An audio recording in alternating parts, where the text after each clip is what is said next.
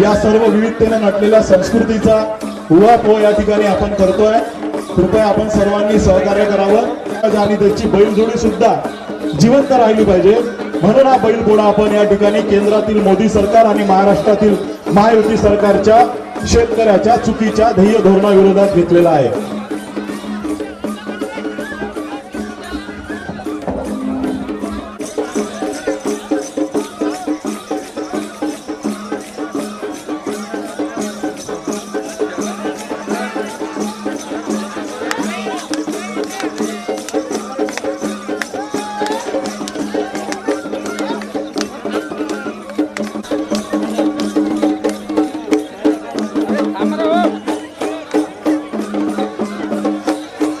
महिला शेतकऱ्यांचा बैलपोळा आज काँग्रेसचे नेते आमदार यशोमती ठाकूर यांनी अमरावतीच्या तिवसा शहरामध्ये आयोजित केलेला आपण बघू शकतो। मोठा प्रतिसाद या ठिकाणी मिळालेला आहे। महिला शेतकरी आपल्या बैलजोड्या घेऊन या ठिकाणी दाखल झालेल्या आहेत। वेगवेगळ्या साज शृंगार केला, सोबतच शेतकऱ्यांचे प्रश्न असतील ते मांडून जे आहेत त्या ठिकाणी महिला दाखल झालेल्या आहेत। आयोजन ज्यांनी केलं त्या आपल्या सोबत काँग्रेसचे नेते यशोमती ठाकूर आहेत।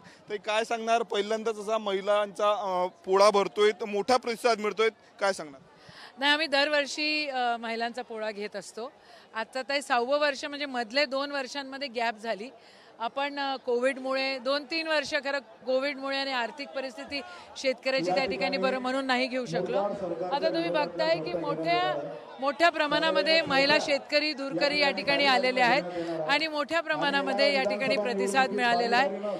या निमित्तानं आपले जे ट्रेडिशन आहे, आपलं जे कल्चर आहे, आपली जी परंपरा आहे ती या निमित्तानं त्या ठिकाणी नेहमी कायम राहिली पाहिजे असा अट्टहास आहे आणि हा कार्यक्रम होतोय। सरकारच्या धोरणावर ताशेरे ओढलेल्या शेतकऱ्यांनी महिला अत्याचारासह विविध सामाजिक प्रश्नांना हात घातलेला आहे, कसं पाहता?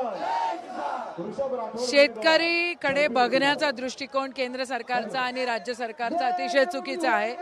हमी भाव मिळाला पाहिजे आणि त्या ठिकाणी सोयाबीनला भाव मिळाला पाहिजे, कपाशीला भाव मिळाला पाहिजे, संत्र्याची व्यवस्था झाली पाहिजे, दुधाला भाव मिळाला पाहिजे, धानाला भाव मिळाला पाहिजे। ह्याच्याकडे सरकार बघतच नाहीये। तर याचा त्रास शेतकऱ्याला आहे। एका साईडला शेतकऱ्याचं नुकसान होत आहे आणि शेतकऱ्यांसाठी जे करायचं आहे ते सरकार करत नाहीये। शेवटला लाडकी बहीण योजना सुरू आहेत, अजितदादांची यात्रा महाराष्ट्र फिरते, त्या योजनेतून मुख्यमंत्री नाव गायब केलेलं आहे। हायजॅक योजना अजित पवारांनी केलेली आहे लाडकी बहीण। नाही, मला हे बघा असं आहे की काँग्रेसचं जिथे जिथे सरकार आहे, तेलंगणा असो किंवा कर्नाटक असो, कर्नाटकमध्ये 2000 रुपये देत आहेत, तेलंगणामध्ये 2500 देत आहेत। महाआघाडीचं सरकार आलं तर वेगळ्या प्रकारे महिलांना सक्षम करता येईल अशा प्रकारे त्या ठिकाणी योजना अजून चांगल्या प्रकारे राबवल्या जातील, पण शेतकऱ्यांचं नुकसान होता कामा नये। आता अजितदादांनी काय केलं, कोणी काय केलं याच्याबद्दल मला, ते सगळे एकत्रच आहे। एखादं रडल्यासारखं करतं, एखादं मारल्यासारखं करतं। नक्कीच तर होत्या आमदार यशोमती ठाकूर, कॅमेरामॅन निकेत दातोंडेसह मी स्वप्नील उमप, TV9 मराठी, अमरावती।